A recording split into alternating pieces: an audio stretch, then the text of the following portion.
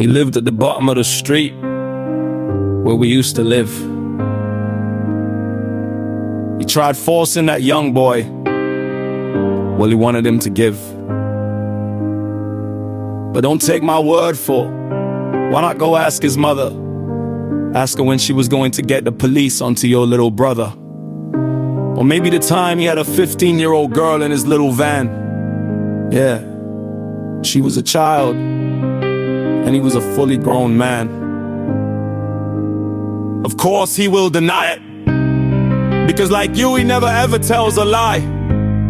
Remember, sis, swear on your kids' lives and hope to die.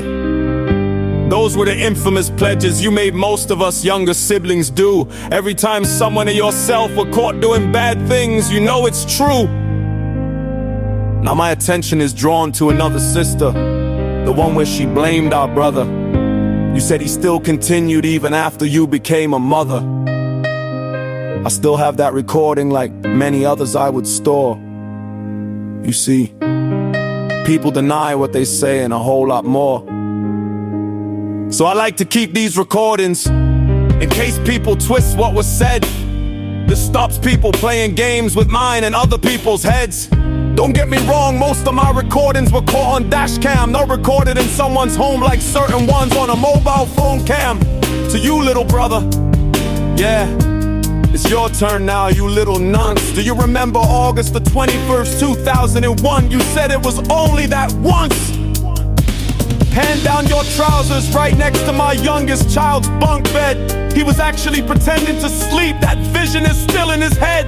I don't give a crap what others will believe or listen to. I just know that night I should have done you. But you and that little precious nephew that you hold so close told me things in the caravan that were actually very gross. You said that you were sorry and it would never happen again. I forgave you, but my trust in you was never the same. Then that same night our nephew bragged about what he had done. You remember the ice lolly to cool her parts down? Yeah, that's the one. Turned out years later, that person was his cousin, our very own niece. And you threatened her with violence just to keep in the peace. But what about you, Shed Stories, the drink and the dope you served many a young boy? A few of them are now telling their side of their story, with pain and certainly without joy. Let's not stop there, shall we? Remember the fishing trips, the nights in your tent. A few little drinks and every word you said was meant. You blamed me for things that were simply not true, all to cover your own little secrets and those of your little crew. Remember the time when our nephew ran out of your house screaming? You said he watched a horror movie on your TV that was streaming.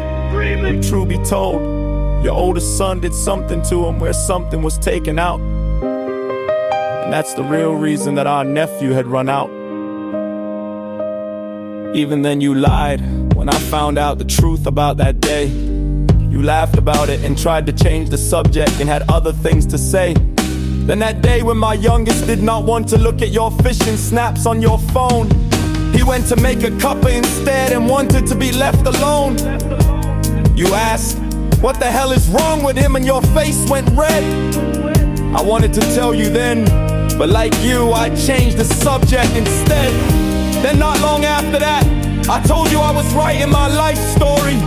You said, you put in everything in and said, I already said sorry. Not long after that, you asked for me to pick you up outside your home. We parked in a car park, we were both all alone. I knew something was up by the smirk on your face that turned into a grin. That's when those accusations you had said once you had got in, you were out of order. You were blaming me for something I never did. All of this so that your own dirty secrets could still be hid. Everything you accused me of was all a lie that you made up from stories I already told. And to shutting me up, you used them so my voice would be put on hold.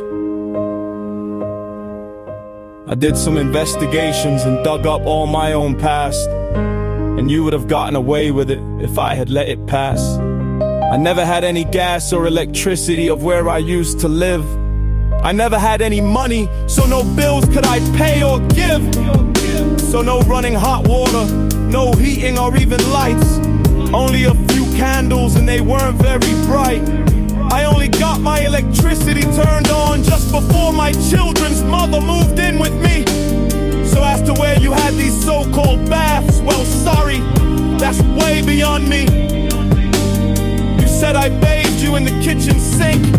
You need to wake up the fuck up, brother. The only ones that bathed you were my sisters and our mother. But what you did explain is that of what I had already told you about our older brother. The very same one I told you about what he did to me and our other brother. I don't expect the hearing sorry, because your lies are already spread. But I have done something to making the truth is heard instead.